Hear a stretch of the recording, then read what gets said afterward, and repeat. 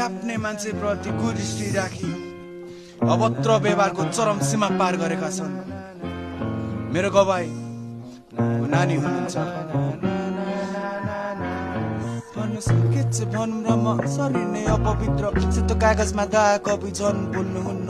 हजुर नै बिर्सिदिनुहोस् म पनि बिर्सिदिन्छु समाजको घिनलाग्दो नजर कसरी सहम र म भन्नुहोस् न आफै हजुर कसरी सहम र म समाजको घिनलाग्दो नजर कसरी सहम र म। डराउन हुन्न नानी पर्दाहरू खोलिदेऊ कसैले के नि भन्दैन मात्र तिमी बोलिदेऊ यहाँ तिम्रो लागि सबै छन्।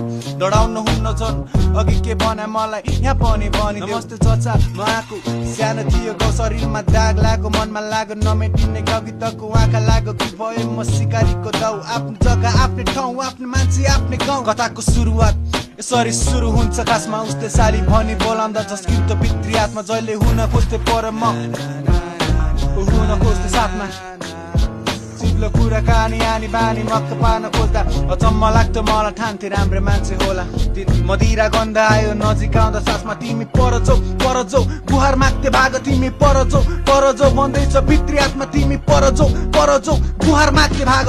जबरजस्ती मध्यपान ते पनि मदिरा फर्स्ट टाइम त्यो बेला हो मुखमा परा मदिरा खाँदिन भन्थे तर बोल्ने खोसिदियो अधिकार। न लडाउँछस् नानी मनी हु त तेरो परिवार। साँझको बेला 7:30 बजिरा घडीमा यति मदिराको चाहिदियो कि हिँड्नै सकिन अन्तिममा। म मान्छु विश्वास गरेर त्यहाँ मेरो पनि गल्ती बाँच्छ आफ्नै मान्छेले गलत फाइदा उठाइदियो गल्तीमा।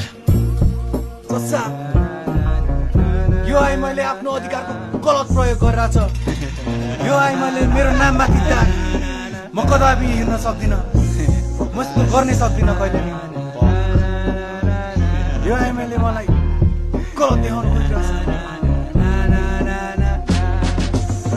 ठाउँमा मरिजाउँ त्यस्तो गरा छैन मैले कदापि। तैँले गर्न थालिस् फेरि अत्याचार सब कुरा बोल्छु आज नढाँटी। यो कथा कहिले फेरि भएको छ मात्र दाग लगाउन खोजा हो मेरो यो नामाथि के पाइस बन्द के पास बन्द। मुखमा पैसा फालेर दिन्छु बन्न जा बढ्दो कलाकार कति केटालाई फसाइस बन्द यही त होला नि फसाउने तरिका। हसमा मेरो के गल्ती भन्न तँलाई चाक्दो रहेछ निकै परिकार। बरु गफ्नी सानो लान लाउन खोजा छैन तेरो अधिकार। साली भन्दै जिस्काउँदै लैजान्थ्यो तिग्रातिर हात फ्यामिली छेउमा हुँदा पनि लाग्दैन थियो उसलाई बात। 1-2 दिन गर्दै बित्यो महिना बित्यो कति साल आफूलाई चितार्दै कोतार्दै भित्तामा पछार्दै हात जहिले भाग्यलाई धिकार्दै पापीलाई लागेन लाज कहिले लागेन एकान्त प्रिय पाथी म हिँड्दा कहाँ पुग्छु तातेन आफ्नै भाग्यलाई धिकारी लाग्थ्यो जो पनि सिकारी। पछि भुइँ हुन्थ्यो जहिले तर बाहिर हिँड्न आथेन अस्तित्व माने दाग लाग्यो अब के काम छ बेरे गल्ती हो भनेर टाल्दे आमा बाला भन्दा त्यतिखेरै गर नसकिनस् के गर्नु बन्द पर जा झुटोको आयो यहाँ गन्ध पर जा अब यस्तो छोरी चाहिन।